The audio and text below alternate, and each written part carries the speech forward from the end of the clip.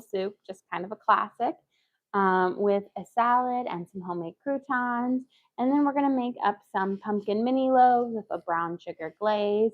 And if my dough has puffed up enough, then we are going to make a cinnamon swirl loaf. We'll roll it out and put our cinnamon swirl in it and then give it its next rise on there if it's ready puffing up or proofing, I should say.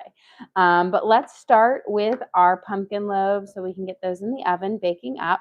So we are going to start with our discard and we are going to add in a half a cup of our sourdough discard.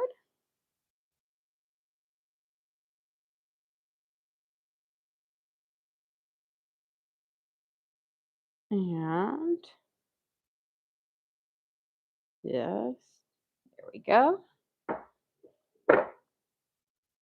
So we've got a half of cup of our discard in here.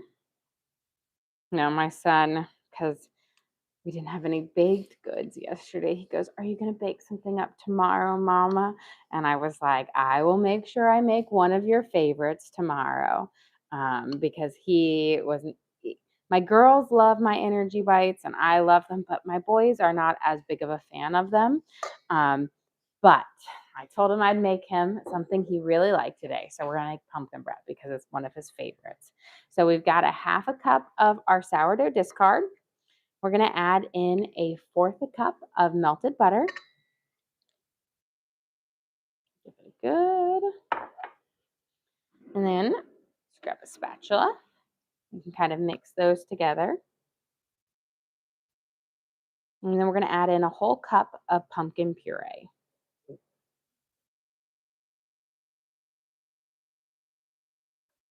Just want to make sure I get that mixed in there.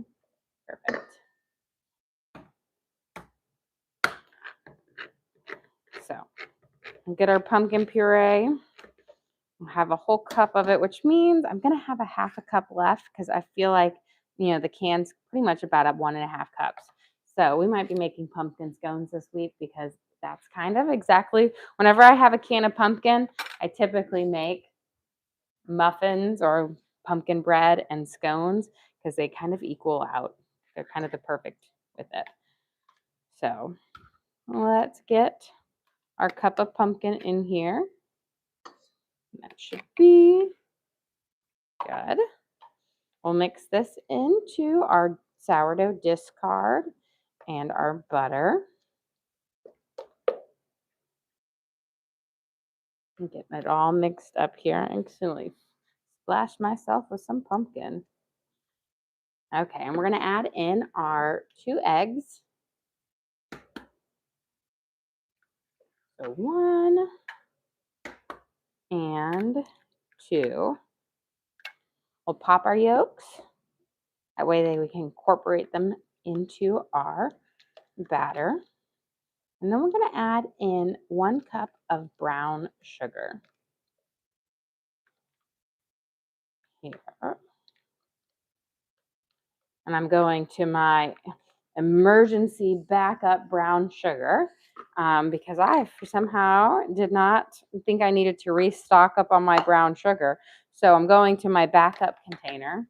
Always got a special backup somewhere. And we're going to use a half or 1 whole cup of it. So this is a fourth of a cup. So I'm going to have to do 4 of them in there for it. Otherwise, I do have dark brown sugar, which I could have used, but I always have a little backup of almost everything in my little pretty jars on my counter, but they're not as practical.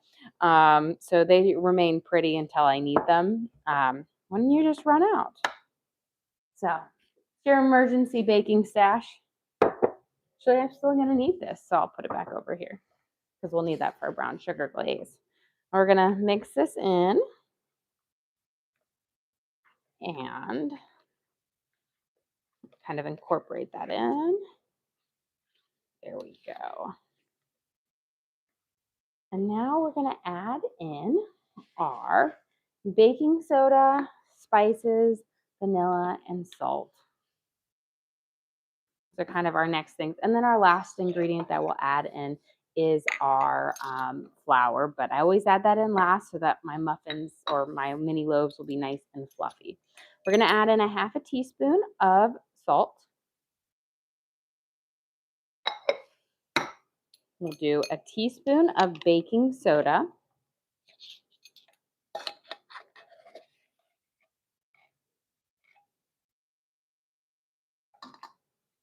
a tablespoon of cinnamon. That way we get a lot of great flavor in this.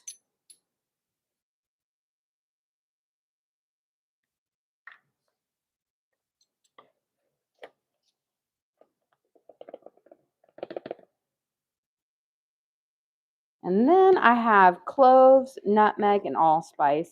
We're just going to use a little bit of each one. We're going to do about a half a teaspoon of allspice.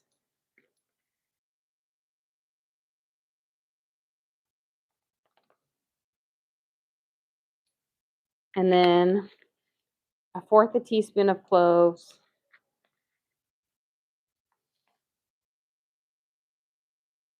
And like a fourth a teaspoon of nutmeg, just a smidge. You have a question. Where can they find the baking soda in a can? So I get that if you look in your baking aisle and right up there next to the like where you buy your baking powder, it should be right next to it. So you just kind of look next to it, you'll see the baking powder and then the baking soda, and you just kind of have to look around it. Now, I'm not sure if every grocery store carries it, but I've been able to find it both at like Target and Publix and Kroger, which are kind of our local grocery stores around here. Also, sometimes what I'll do is I'll get the big bags and I just keep refilling it because I like the containers. It's kind of like with cornstarch. I like my little tub of cornstarch. And so I refill that with the big ones, which are a little more economical in cost on there. But I do love my little, like the tub, because it's much, I like the lid on it. It works a little bit better than the boxes. There we go. We're going to mix this in, and then we'll add in a teaspoon of vanilla and then our cup of flour, and we have our base to it. Just going to make sure I see like a clump of baking soda here. I'm just going to make sure I mash it up because sometimes your baking soda can get clumpy. Okay, let's get our vanilla in here. 1 teaspoon of vanilla.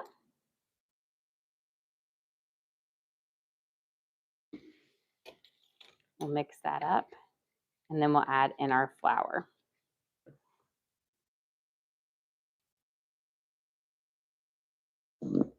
Here we go. Okay. Now, once we add our flour in, you want to minimize the amount of mixing you do so that you can have, again, a nice fluffy loaf versus one that if you overmix it, it will make it denser and more stiff because you have kind of that butter base in here. But we're going to use a cup of flour. We're just going to mix it in until it's just nice and has like a little bit of a lump to it, but where you don't see any more of that powder. It's going to be a pretty thick batter in here because of the pumpkin and the butter, but it will bake up lovely.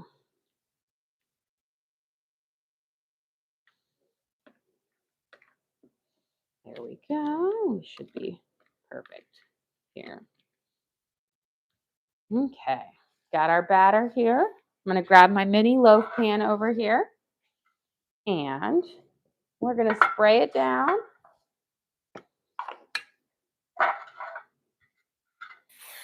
Make sure you get in each little one so that they'll pop out nicely when we're done baking. And then we're going to spoon in our pumpkin batter. And then I like to do a little spoon in each one, and then we kind of come back with the remaining when we're on the other side, like when we're done, to even it out. That way you don't overfill some and then have to kind of steal back. We'll get these in here.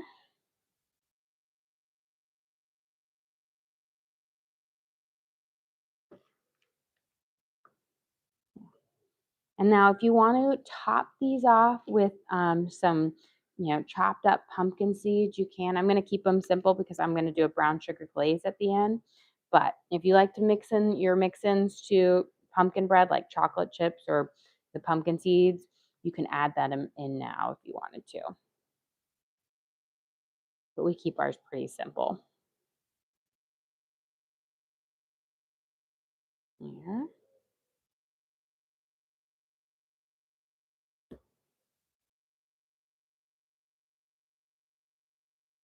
Go through. And then I do have my oven preheated to 350 degrees. These are going to bake for about 20 or so minutes at 350 degrees. They might take a little bit longer. Our muffins take about 20 minutes, and these might take a smidge longer. Get this every last bit.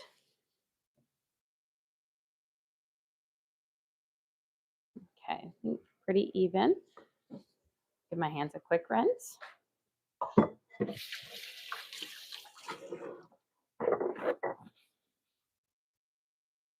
And then I'm going to give a good shake out.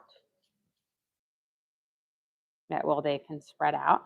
And we'll go pop these in the oven so that they can start baking up. And then we can start working on our vegetable soup, our croutons, and our salad. So I have my oven preheated to 350 degrees. We'll let those. I'll set my timer for 20 minutes. That way, if we need to add an extra minute at the end or two, we can do it versus over baking. I always just like to see give them a tap and see if they need a little bit more time. Let's start for our meat. We're going to start by searing it off with some spices, and then we will take it out, and then we'll chop up and start cooking our vegetables. I'm going to add in a little bit of olive oil in here to cook off our meat. I've got about a pound of soup or a stew beef, which is typically just kind of random cuts from the butcher that they've got left over on here. So we're going to season it up with some spices, and then we'll sear it off. So use a little bit of garlic salt.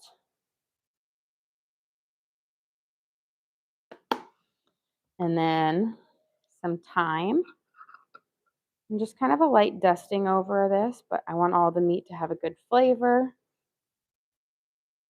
And then these spice drippings will also be at the bottom of our pan, so then they'll also cook into the base of our soup.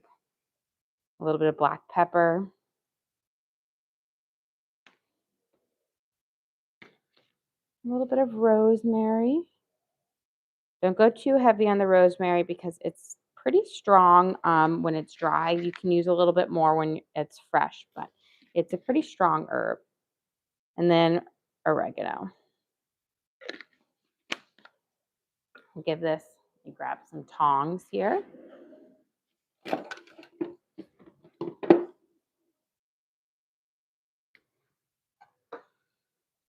going to just kind of toss these up and coat them.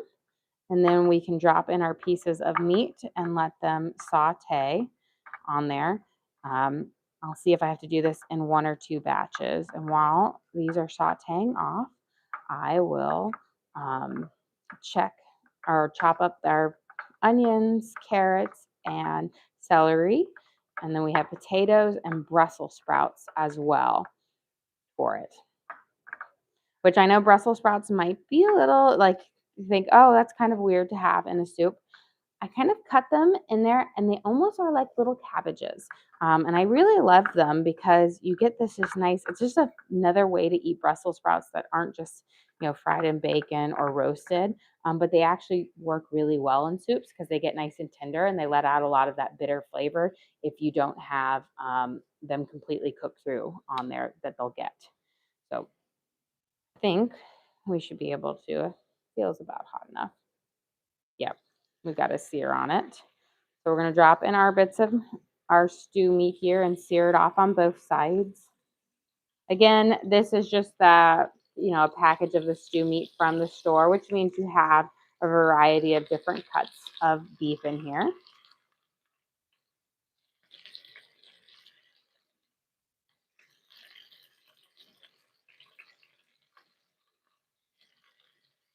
Okay. think we'll do it in 2 batches. And while that's stewing off, I'm going to prep up my onion. I'll slice it here and take off this whole outer bit.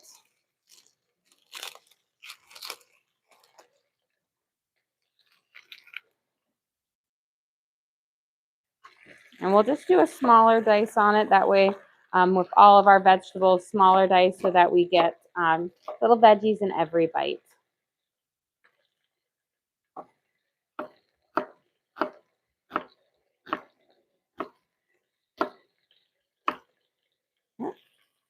Now the onions, carrots, and celery are important for making the broth really fragrant. There are aromatic veggies. So we'll give them a good saute off, but they're going to really shape up the broth and lend a lot of flavor to it. Whereas the Brussels sprouts and the potatoes are going to be more of a filler vegetable. Okay, we're going to flip over our beef so we get a good sear on both sides. We don't want to overcook it, because again, we'll take this out and then we will throw this back in our soup at the very end.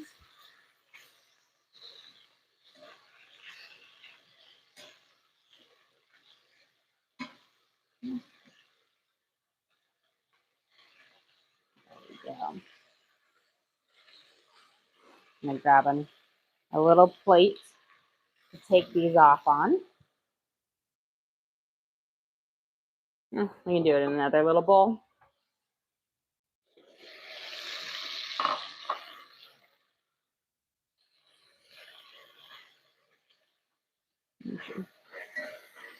These be just about ready.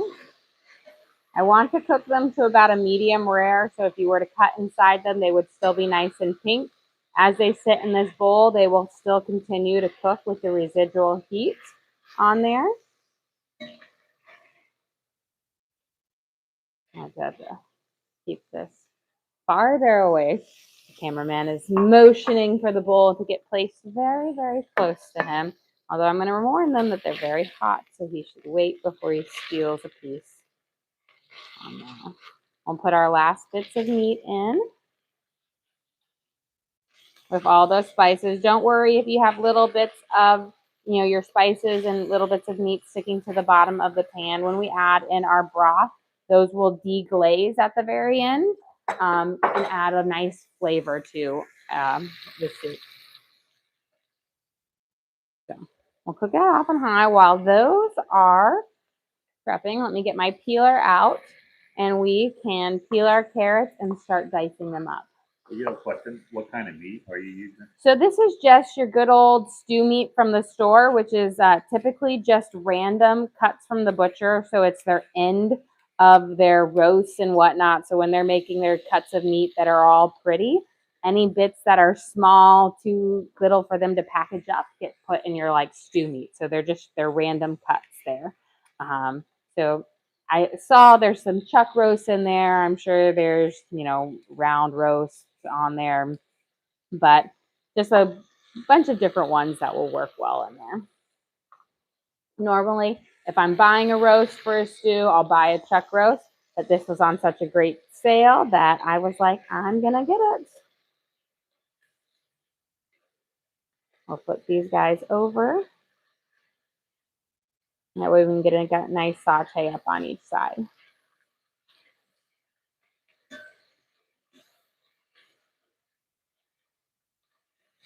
On there. And then we'll throw in our onions after we take out this next set of meat and let it kind of cook up nicely. Mm-hmm. The cameraman approves of the tasty little beets. Again, don't overcook them. We will throw them in, but I like a nice medium rare on them so they're nice and tender. When you throw them in the broth later, they'll cook. They'll continue to cook when you remove them out as well. You have a question? Has soup always been a favorite of yours? You know what? I think so. My mom cooked a lot of soups growing up. And I think because, we were a big family and soups are really easy to make big. And so we had them a lot. And growing up, we ate late dinners as well. Because my parents worked late and they would do a lot of crock pot or soup or something that you could, do and then leave and come back for. So I think because I grew up with them, they we just love them. I love them because I've always had them, and I think they're something that you know I think get overlooked because people think they're kind of plain, but you can have so many different flavors and spices in them, and really change them up on there. And so it's just I love soup so much. Could eat a soup every single day. But I also say that about salad. I could eat a salad every single day. Just love it. I feel like I'm like the lunch person. Give me a soup, a salad, and a grilled cheese, and I am just like the happiest person ever, like every single day. If I had that, I'd be the happiest person because I need the grilled cheese to dip into my soup, and I need the salad because it's just so fresh. Okay.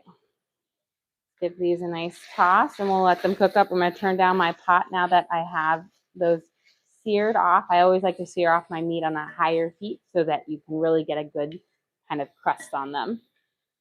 We're going to dice up our carrots. That way we can get them cooking up.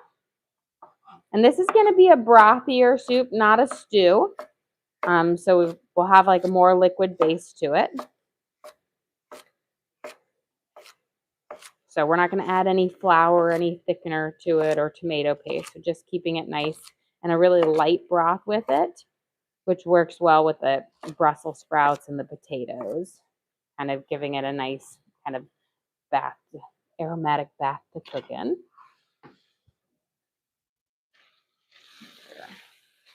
Give them a nice thing. But when you saute up your onions in those little meat drippings, you can see they get a nice golden color to it. They have a bit more flavor.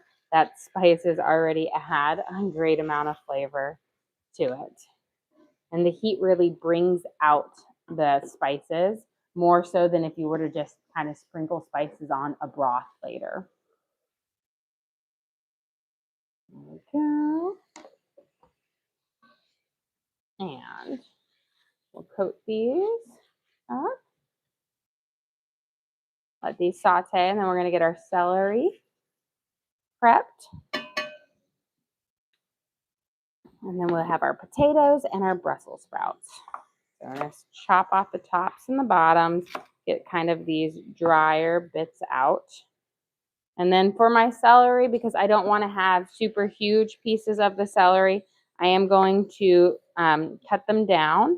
That way, again, I can dice it up and have smaller pieces, but more in every bite. For the carrots, could you use baby carrots? Yes, you could definitely use baby carrots. I buy most of my groceries in bulk. So when you buy in bulk, like from Costco, I'll get the big pack of carrots and everything. And I find it's easier to dice a bigger carrot than it is a little baby carrot. But you could definitely use baby carrots and then just slice them up on there for it. Let's get our celery. Now, even if you don't like celery, I suggest you include it. You can keep it in bigger pieces and then pull it out at the end.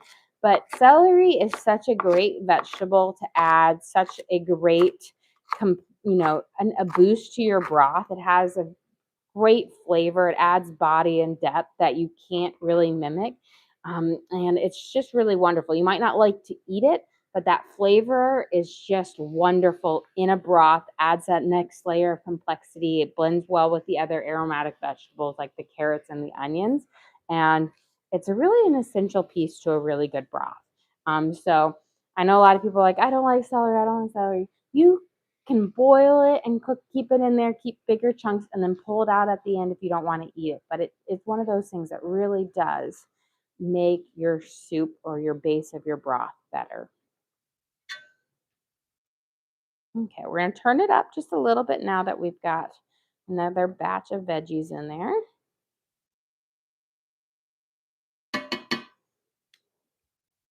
And We're going to get our potatoes prepped up. I've got some baby red potatoes here. And we're going to cut them, I'll like quarter them or eighth them really, but make some of them in smaller pieces so they're not so big in there. When I am using potatoes in a soup, I like to use potatoes that are going to keep their shape and body. So think of a Yukon, a red potato. Avoid russet potatoes because russet potatoes, when you cook them or boil them in liquid, they kind of dissolve. Those are better for like a mashed potato. They're not as waxy, so they won't hold their form. If you're going to do like a blended potato soup, russet is fine because, whips up. But if you want your potato to keep its form in your soup, then stick with, a waxier potato like a Yukon, a gold potato, red potatoes. Those hold up better. Get these guys in there. We'll give them a quick little saute up.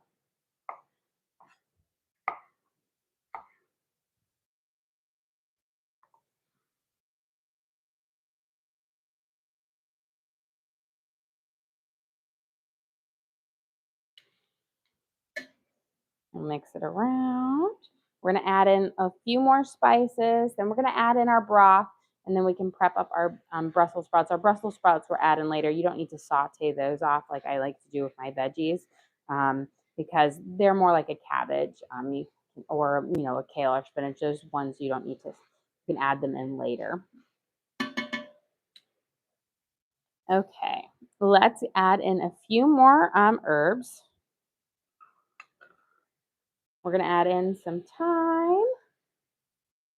Just a little sprinkle, like a half a teaspoon on here. Rosemary, again, a little sprinkle, like a fourth of a teaspoon. We already have some on our meat. Rosemary's pretty strong. That's why I say a little bit. If you're using fresh, you can go a bit more. Oregano is a bit more mild, so I'm going to add a bit more of it. I'm going to add closer to a teaspoon. Some black pepper, about a half a teaspoon. But same spices that we used in our meat, except I'm going to add in some bay leaves. Bay leaves are just going to add another note to the broth. They're very aromatic, add some great flavor. Judy gave you a butterfly. Oh, well, thank you. I appreciate it. Let's coat these up, let them kind of saute in those spices for just a second. That heat really brings out those flavors.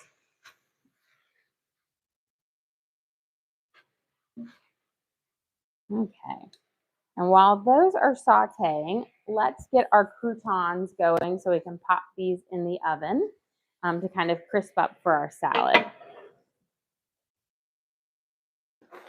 So I've got just a little bit of our Italian herbs and cheese sourdough left, and it's kind of past its prime for eating because when sourdough after like day 2 or 3 it gets a little stiff. So great to turn into a croutons. So it's just, you don't have to throw it away. And this is Italian herbs and cheese, which is actually going to make the best croutons, which will be delicious both in the soup and our salad we're going to make. So I'm going to cut it up and we will cube it, toss it in a little bit of olive oil, add a little extra Italian seasoning, garlic salt, and black pepper, and then we'll cook it up in the oven and it will just add some great flavor to it. Toast it up, but it'll be great on our salad and our soup. They're also, I'm not going to lie, these croutons are really good snacking croutons. I know it sounds weird but they're not like a typical, rock hard crouton. They've got a crunch to them, but they're really delicious. And I will say this is one thing, my picky eater, Evie, she is always like, these are really good. And she just likes to eat them straight. So we've got it. And it was just, the heel of it. I'm going to give this a good toss.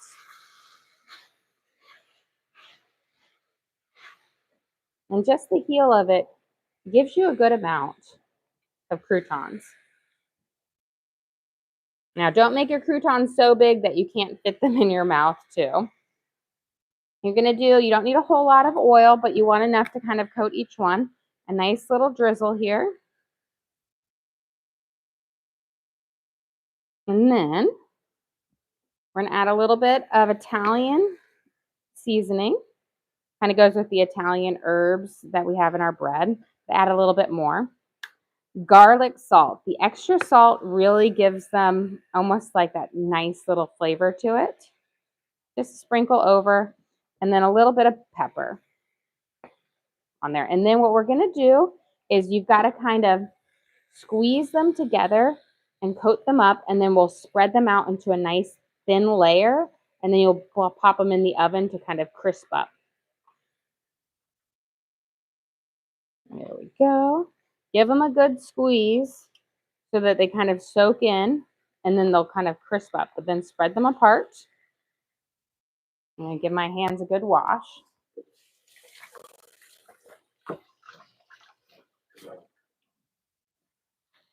Okay. Before we pop these in the oven, let's start adding in our broth for our soup. We're going to add in about a cup first. And then we're going to deglaze the bottom of the pan. Really scrape off those veggies down there, all those spices, kind of move it apart, lift off all those little bits, add that nice flavor. And then we move in and add the next little bit in. And again, we'll move it apart on there. And then once we get our last bit of this, we will get our pumpkin. We'll check on our pumpkin loaf, see if it's ready. And then we'll pop our croutons in. We've got our glaze to make. We'll finish up our soup. We'll let these stew. So I'm adding in our just 4 cups of water. And then when we come back from the oven, I'm going to add in a nice heaping spoonful of beef bouillon for it. Would this soup freeze well? Yes, this soup should freeze fairly well for it. Always with soups, if you freeze them, take them out, let them de-thaw. I think they work better than trying to like microwave them from frozen. Okay, let's pop these out. I'm going to give them a check. Nice and firm tops, which means they're done. If you ever are baking up a muffin or a loaf and you give them a little, I always say give them a tap. If they're still kind of soft and feel like a little jiggle on them, let them bake for another minute or 2. We're going to pop our croutons in, and we'll let these bake for 5 to 10 minutes. You'll remove them out. When you take them out, they'll still feel soft. Don't keep baking them. After they cool down, they're going to harden up and like give you a nice kind of crispness to them. Here, put this right up here. I'm going to go get a trivet to put them on. But these are our beautiful pumpkin loaves made with our, cinnamon, cloves, allspice, and nutmeg on there, but just gorgeous with our sourdough discard in it. There, Torn will be very, very happy. He loves pumpkin bread, and so I haven't made it in a while, so he'll be excited. And I promised him that I would make him a baked good today. So just to clarify, you don't use any broth when you freeze it down? No, I use the broth. You can freeze it down just as it is. Just de-thaw it before you heat it up. So sometimes when you can go, like you put it like freezer and then microwave while it's frozen, I like put it in the fridge and let it completely thaw out first and then do it because it just kind of heats up better that way. But yes, everything in here should thaw out and cook up fairly well. We're going to do a nice big scoop of beef bouillon here. You have a sourdough discard question. If you take it out of the refrigerator, how long do you need to leave it before you feed it? Room temperature? Yeah, I typically wait until it's room temperature because if you feed it right away, it's going to be very sluggish. And so you can't, if you feed it, it's not going to be ready to make a bread in 4 to 6 hours because it's pretty sluggish. It's not active enough. So if you wait until it warms up and then you feed it, then you'll have a general picture of whether you need to give it another feeding. Because sometimes when you take it out of the refrigerator, bring it to warm temperature, you feed it. If it doesn't double in size, sometimes you have to give it another feeding before it's ready on there. Just depends on how long between feedings you've had it. I've added in a nice scoop of beef bouillon that's going to flavor up our base of our broth here for it. Now, that's also kind of going to add the saltiness to the soup. So we added that in there, but to give this broth an extra bit of richness, I got a secret ingredient that I use. It's kitchen bouquet. And you just use the smallest amount, but this is going to give this soup, right now, if you see it has a really light brown coloring to it. This is going to give it a slightly darker color to it. And this is made from roasted vegetables. And I will say a little goes a long way. So I'm going to add in just about a half a teaspoon in here. And this is going to add it's made from roasted vegetables, but it adds a very robust flavor. And look, it gives you a much richer broth color to it, but a more depth in flavor. You don't want to add too much because it does have a strong flavor and too much can be overpowering, but it adds that little something extra, which I find is missing in like just a plain beef broth. So we're going to let that simmer. Let's prep up our Brussels sprouts to throw in there. Let's turn that down just a smidge. So with your Brussels sprouts, you don't want to just throw them in there whole because this would be hard to eat. I'm just going to chop them up into fourths, and then we can just toss them into our soup. And they're kind of like little cabbages in there. The boiling, like when you cook them in the broth, it cooks out that bitterness that Brussels sprouts can have if they're undercooked, and but also flavors them up with the great flavors of the broth of the soup. So it kind of works in place of using a cabbage, so like a beef and cabbage soup, but using Brussels sprouts. So it's just another way to use them. I think they're a little bit cuter in there. But a lot of times when I buy like a big bag of Brussels sprouts, I don't use them all up on that, and I'll have a few left over, and it's perfect to throw into a soup. When you cook up, they will also break apart, and you get like little teeny tiny leaves in there as well. Brussels sprouts are more waxy, so in the sense that they will hold their form like cabbage and kale. They're not like spinach, so they won't wilt away, which makes them great to have in soup. And I always just cut off the base of it so that the leaves can fall apart. I'm going to turn it down a little bit since we've got a pretty vigorous boil on it now.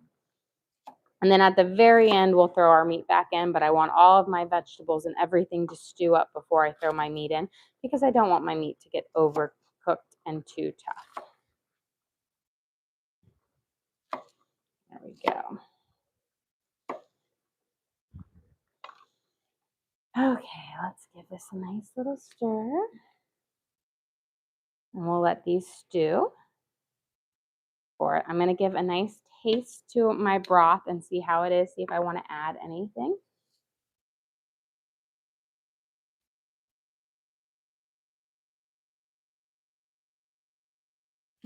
Perfect.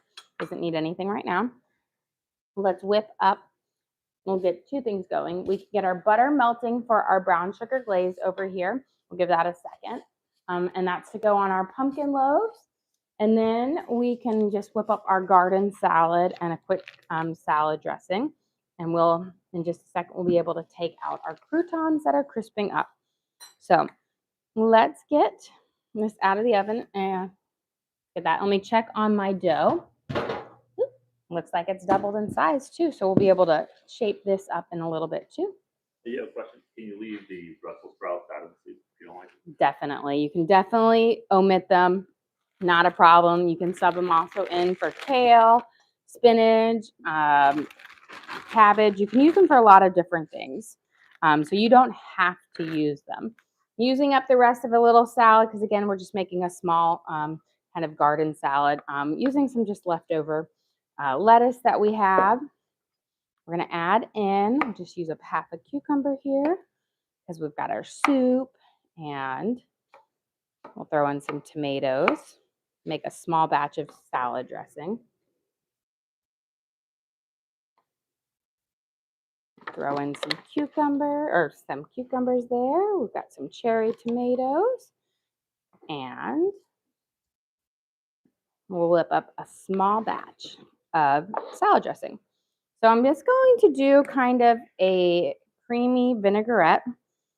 We'll add some lemon juice to it as well. So just a little bit. We're going to do equal parts olive oil and mayo, which is the mayo is what's going to give you the creamy part of your vinaigrette.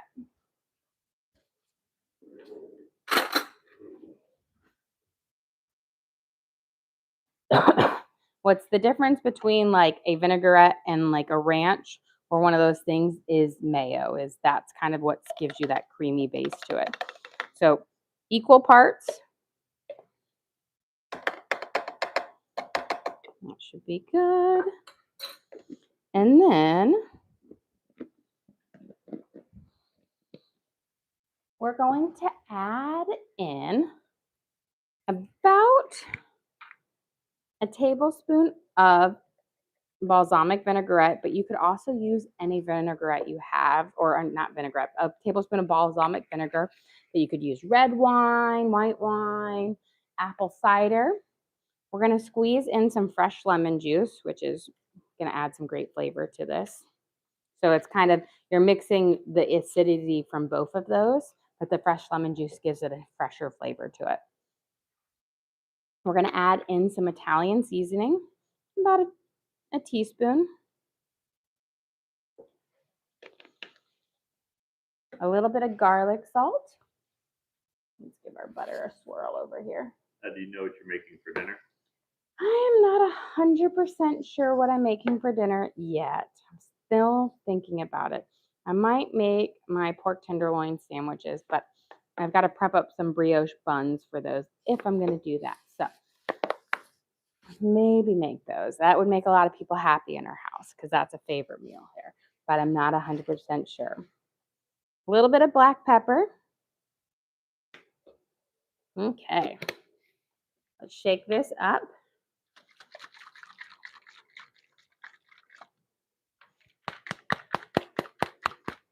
And we've got our creamy vinaigrette that we can add onto our salad with our, it's got those nice kind of that fresh lemon flavor to it on there.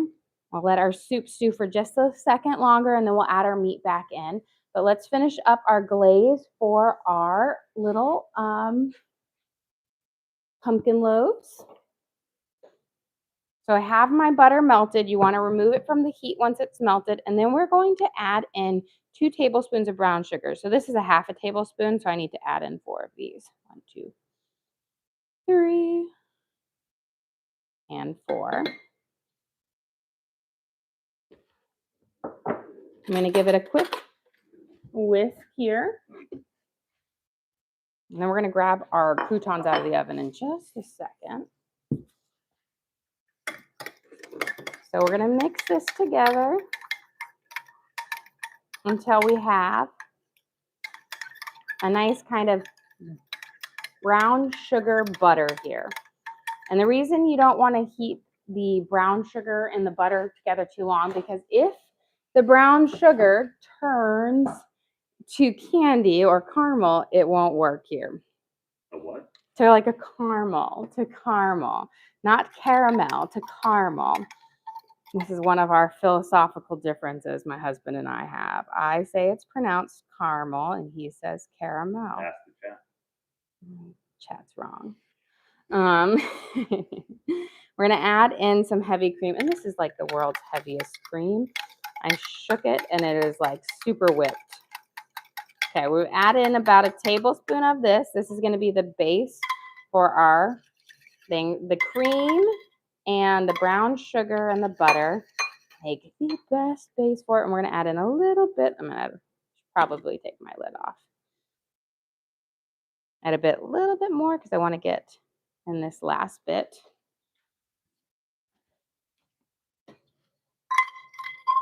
Get that last bit of brown sugar there. Here we go. Okay. So mix it until you've got it together. And then we're going to add just a pinch of cinnamon so you have a nice little cinnamon base for it, a little spice. You don't have to add the cinnamon, but since we have these nice spices, we're going to add it in there. Judy finishing out again. Oh, thank you, Judy. We appreciate that. Okay, so just about a half a teaspoon, and then we're going to add in some powdered sugar. But I'm going to grab my croutons out of the oven real quick. That way they can cool off for our salad. There we go. So again, we have them right here. They're going to be a little soft right now, but once they cool off, they crunch up. These are great for both the salad and the soup. Kind of dip them in and make them so delicious. Okay, that is not powdered sugar. That is flour. We don't want to add that into our glaze. That wouldn't be very good. Okay, let's get this in here. And we're going to mix our powdered sugar in for our glaze. And just enough to make it to where we can like drizzle this over the top of our mini pumpkin loaves.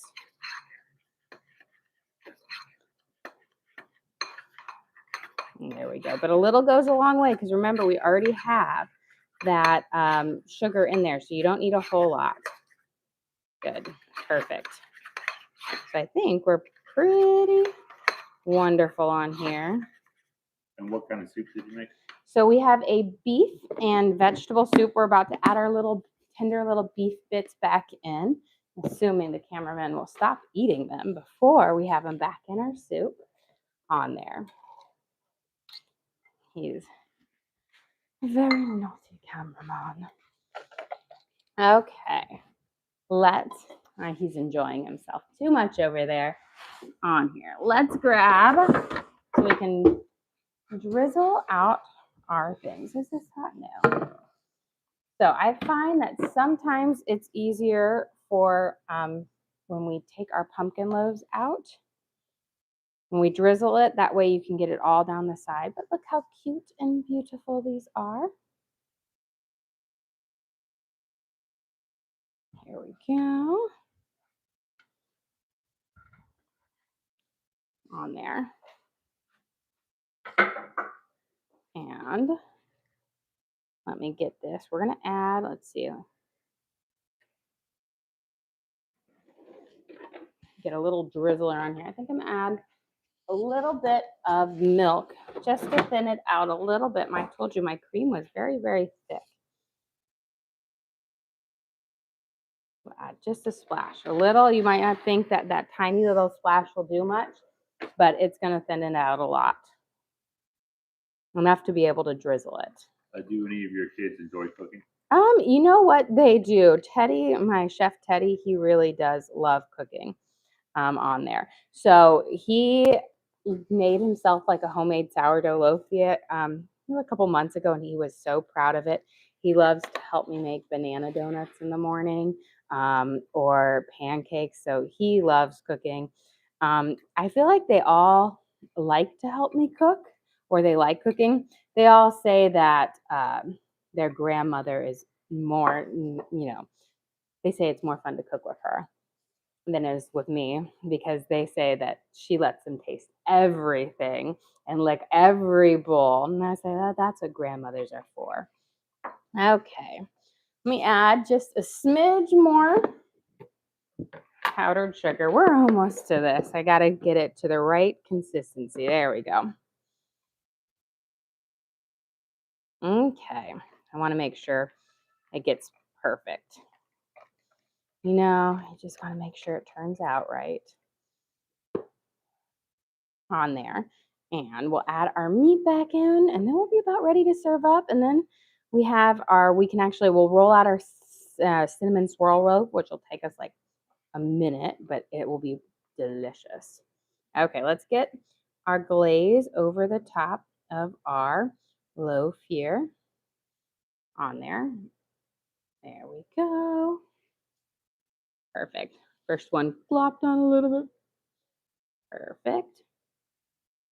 Just a little bit. I'm doing half of them with the glaze because some of my kids prefer it without and then half with it on.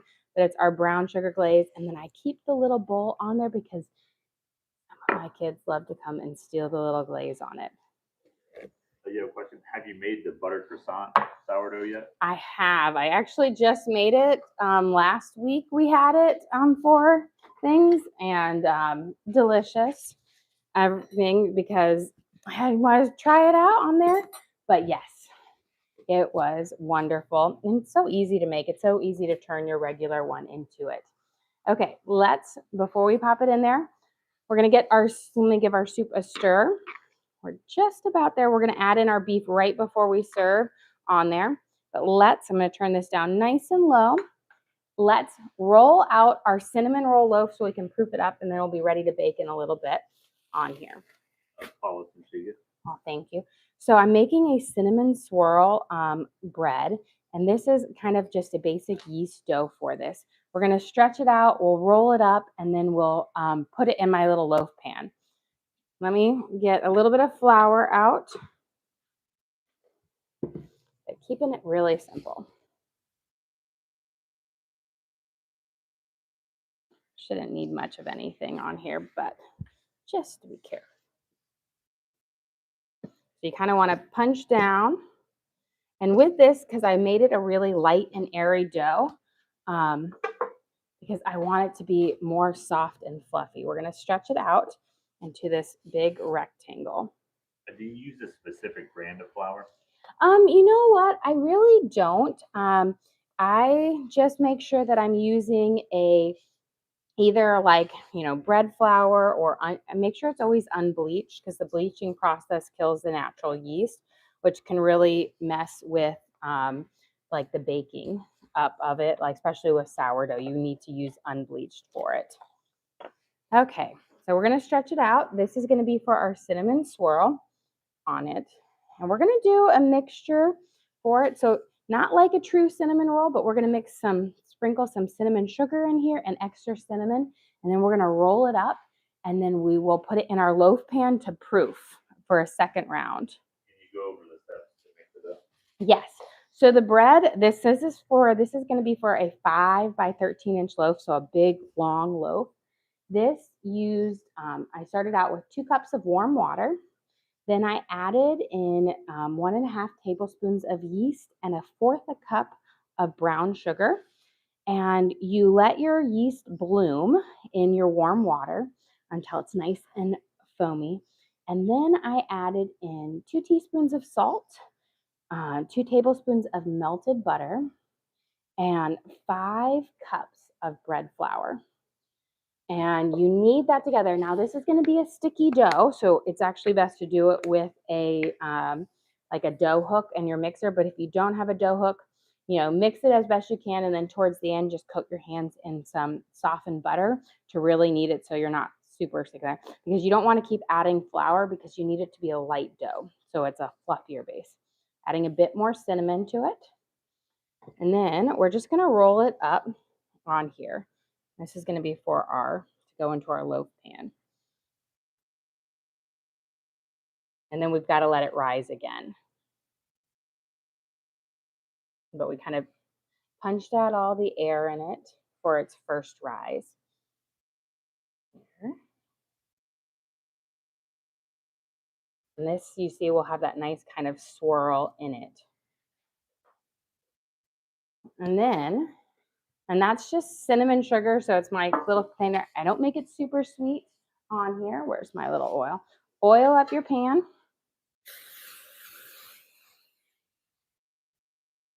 And then we're going to place this in here as best we can. Don't worry if it doesn't go in beautifully. And then you're going to let it rise again until it's about to the top of your loaf pan. Do you need a stand mixer to make that? You don't. I actually mixed it with my hands, but I will tell you it's easier with a stand mixer than without because it is a sticky dough.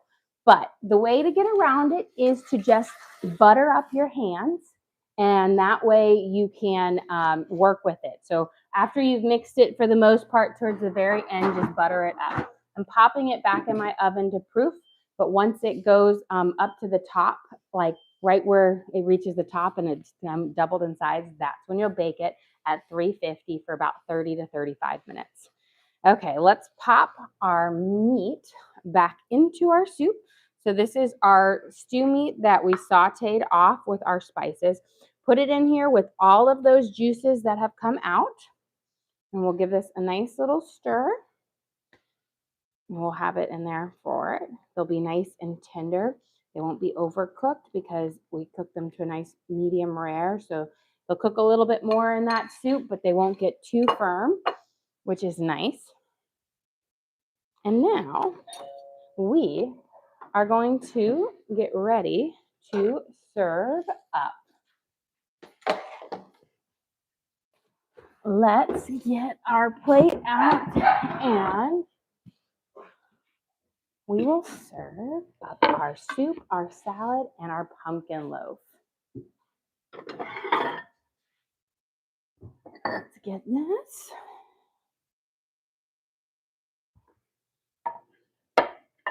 Get some tongs.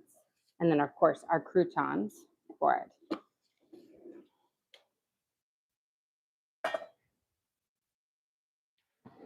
And a little ladle. We got our salad dressing.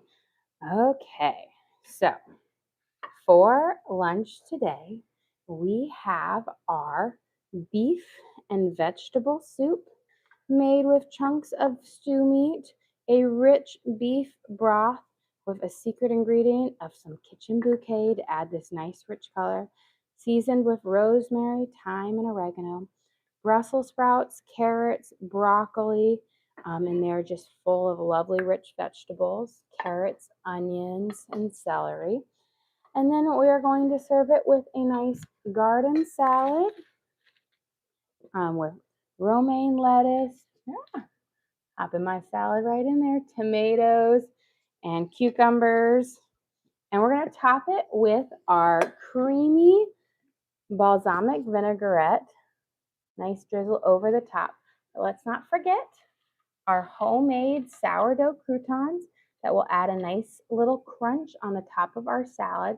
And then for a sweet treat at the end, we have our homemade pumpkin loaf with our brown sugar glaze that has now melted over the top of it and is just wonderful and delicious. Well, guys, thank you so much for joining us here today. Don't forget to like and subscribe. I try to do live cooking shows every single day, kind of show you what we're making for our family and hopefully teach you guys something along the way. Again, we do upload all of our videos to the link on our page. So if you ever want to recreate any of these recipes at home, you can just go to our page and search for what we made, our beef and vegetable soup and our pumpkin mini loaves, and you can always watch and cook along with me again. We also have a link to our Amazon storefront that has all of our different cooking gear and gadgets in it. I've got my pans, Dutch ovens, knives, cutting boards, all the different things that I use in my kitchen I have in there for you guys to check out. But again, thank you so much for joining us here. Don't forget